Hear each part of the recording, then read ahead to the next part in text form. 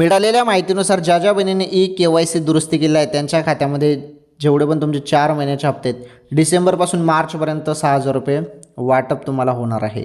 हो, तर सर्वात मोठी खुशखबर, लाडक्या बहिणींना 6,000 रुपये मिळणार ज्यांचे जुने हप्ते बाकी आहेत त्यांचे.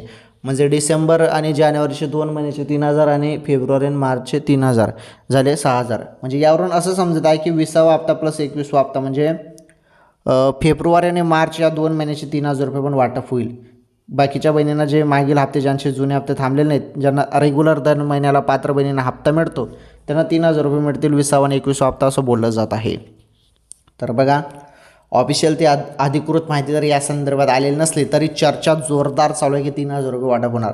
ज्यांचे जुने हप्ते बाकी असतील डिसेंबरपासून त्यांना तर मार्चपर्यंत मग डायरेक्ट 4 महिन्याचे 1,500 प्रमाणे 6,000 रुपये वाटप होणार आहे. आणि लवकरच या संदर्भात ऑफिशियली अपडेट येणार आहे लाडक्या बहिणींनो. ही महत्त्वाची अपडेट होती तुमच्यासाठी.